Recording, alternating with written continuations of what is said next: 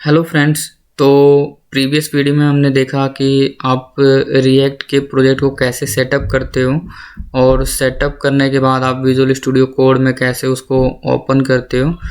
और अगर आपने नहीं वीडियो देखी है तो डिस्क्रिप्शन में मैं लिंक प्रोवाइड कर दूंगा, आप क्लिक करके पिछली वीडियो आप देख सकते हो।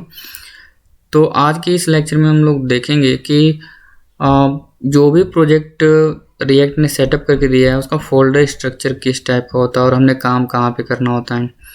तो आप इसमें देखोगे कि सबसे पहले नोड मॉड्यूल्स का फोल्डर क्रिएट होता है। ये फोल्डर तब क्रिएट होता है जैसे आप npm की कोई भी कमांड रन करते हो तो npm क्या करता है, वो रिएक्ट की सारी फाइलों को और उसकी सारी डिपेंडेंसी की फाइलों को इंस्टॉल करना शुरू करता है और इंस्टॉल करके वो एक नोड मॉड्यूल का फोल्डर क्रिएट करता है और इसके अंदर ही स्टोर कर देता है वो। अब पूरे प्रोजेक्ट में कौन कौन से पैकेज इंस्टॉल हो रखे हैं वो आप नोड मॉड्यूल को क्लिक करोगे तो यहाँ पे डिस्प्ले हो जाएंगे।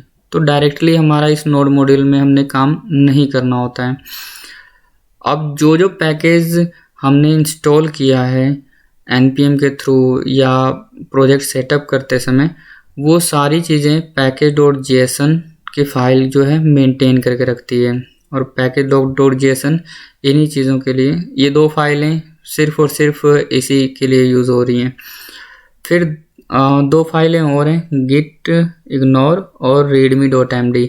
ये दो फाइलों का काम अगर आप गिटहब के थ्रू अगर प्रोजेक्ट को सेटअप करते हो या प्रोजेक्ट को डिप्लॉय करते हो तो इन दो फाइलों का यूज़ करते हैं, अदरवाइज़ इनको भी आप यूज़ नहीं करोगे। अब है कि पब्लिक फ़ोल्डर क्या है। पब्लिक फ़ोल्डर में पब्लिकली एक्सेसिबल चीज़ें ही रखी गई होती हैं। अब इसमें आप देखोगे कि ये दो तीन तो इमेजेस ही हैं। अब manifest.json फाइल जो होती है ये WPF टाइप की अगर आप एप्लीकेशन क्रिएट करते हो तो उसमें इस JSON फाइल का यूज़ होता है, अदरवाइज इसको भी आपने यूज़ नहीं करना। robot.txt जो फाइल है इसका यूज़ SEO पर्पज़ के लिए यूज़ होता है। तो अगर आपको SEO की नॉलेज है तो आपको ज़्यादा समझ में लग रहा होगा। और अगर आप SEO से रिलेटेड अगर काम नहीं कर रहे हो तो भी आप इस फाइल में डायरेक्टली काम नहीं करोगे। अब इसमें जो मेन फाइल है वो index.html फाइल है। जब भी प्रोजेक्ट रिएक्ट का रन होता है तो वो सबसे पहले इस फाइल को ही रन करता है, index.html को। तो इस फाइल में है क्या, ये सिंपली HTML की एक डॉक्यूमेंट फाइल है। तो इसमें बॉडी टैग में क्या लिखा हुआ है, सबसे पहले है नो स्क्रिप्ट।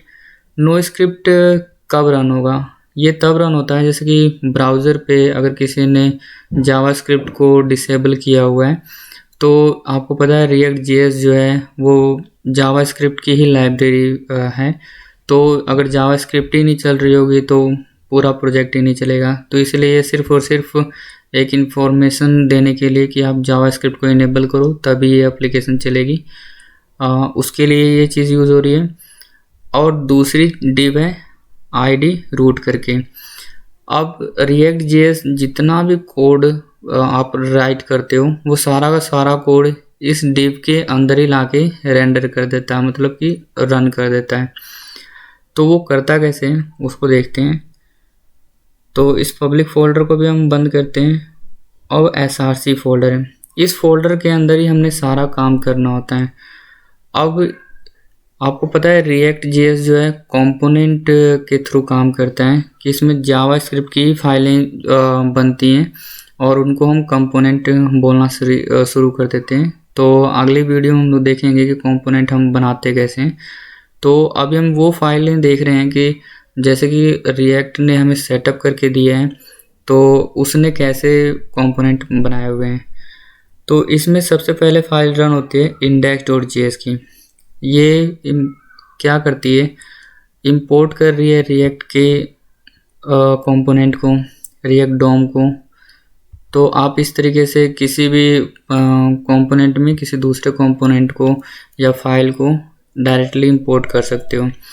इसमें क्या हो रहा है कि रिएक्ट डोम के थ्रू रेंडर हो रही हैं चीज़ें जो भी ऐप वाले कंपोनेंट में लिखा हुआ है, और रेंडर होने के बाद इसमें बताया हुआ कि किस में रेंडर होगा। तो ये बताया हुआ है कि रूट में रेंडर होगा। तो रूट ये है कहाँ पे, ये आपको index.html के इस रूट को टारगेट कर रहे हैं।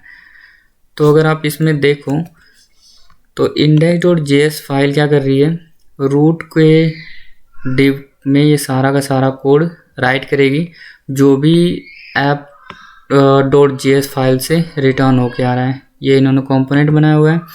अब app.js में क्या लिखा हुआ है, ये चीज़ें हैं, लोगों की फाइल को इंपोर्ट किया हुआ है और app.css को इंपोर्ट किया है और सिंपली ये डिव में ये सब चीज़ें लिखी हुई हैं। तो इसीलिए जब आप प्रोजेक्ट को रन करते हो तो बाय डिफ़ॉल्ट एक रिएक्ट का लोगो जो होता है वो रन डिस्प्ले होता है और उसके अंदर ये सब चीज़ें लिखी होती हैं, एडिट src app.js। चलो मैं रन करके दिखाता हूँ इसको, npm स्टार्ट।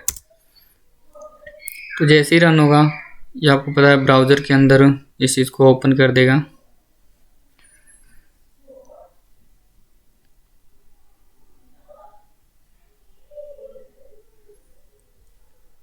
देखिए रन हो गया। अब यहाँ पे जो चीज़ें लोड हो रही हैं ये हमने app.js में लिखा हुआ है as it is, logo load किया है और ये एडिट के लिए यूज़ किया और लर्न रिएक्ट लिखा हुआ है। अगर आप कोड में आओ देखो एडिट वाली लोगो लगाया हुआ है और एडिट की लाइन लिखी हुई है और लर्न रिएक्ट के लिए एक एंकर टैग बनाया हुआ है। तो इस तरीके से फाइलें चल रही हैं। अब इसमें होता ये है कि एक जावास्क्रिप्ट की फाइल है और इसकी डिज़ाइनिंग के लिए ही बताया जाता है कि आप रिएक्ट कहता है कि जो गाइड करता है कि जहाँ पे भी आप कंपोनेंट की फ़ाइल रखते हो वहीं पे उसकी app.css की फ़ाइल भी रखो ताकि डॉक्यूमेंटेशन अच्छे तरीके से हो और आपको कभी कंफ्यूज ना हो फ्यूचर में कि कौन सी CSS कहाँ से लोड हो रही है जब तक कि आप कोड नहीं ओपन करते हो। जैसे कि यहाँ पे इन्होंने बनाया हुआ है तो मुझे पता चल रहा है कि app.js के अंदर ही app.css फाइल को इन्होंने लोड किया होगा और index.js के अंदर index.css की फ़ाइल को लोड किया होगा। अब CSS की फ़ाइल में इन्होंने सिर्फ स्टाइलिंग के लिए CSS के कोड वगैरह लिखे होंगे, तो आप भी लिख लोगे जैसे कि हम नेक्स्ट वीडियो में देखेंगे। ये सेटअप test.js और app.js ये टेस्टिंग पर्पज़ के लिए यूज़ होता है। तो अगर आप इन फाइलों को डिलीट भी कर दोगे जैसे कि हम नेक्स्ट वीडियो जो करेंगे तो इनमें इन फाइलों को हम डिलीट कर देंगे क्योंकि इनका यूज़ उतना नहीं होगा क्योंकि हम टेस्टिंग नहीं करने जा रहे हैं, हम लोग प्रोजेक्ट को बनाने जा रहे हैं। तो ये तो इसका फोल्डर स्ट्रक्चर है, आई होप आपको समझ में आ गया होगा। तो अब इसको करने से पहले रिएक्ट के अब आपको ये पता होना चाहिए कि आपको क्या क्या चीज़ें आनी चाहिए। रिएक्ट जेएस करने के लिए आपको HTML की बेसिक नॉलेज होनी चाहिए, CSS की बेसिक नॉलेज होनी चाहिए और जावास्क्रिप्ट की बेसिक नॉलेज होनी चाहिए, तभी आप इसमें काम कर सकते हो। रीज़न है कि जब HTML के डिव वगैरह के बारे में आपको नहीं पता होगा तो आप कोड राइट नहीं कर पाओगे, CSS के बारे में नहीं पता होगा तो आप कोड को राइट नहीं कर पाओगे। सेम जावास्क्रिप्ट में जब हम कोड राइट करेंगे तो आप अंडरस्टैंड नहीं कर पाओगे कि मीन्स कि कौन सी फाइल या कौन सा कोड क्यों राइट कर रहे हैं, उसका मतलब क्या है। ओके, तो आज की वीडियो में सिर्फ इतना ही।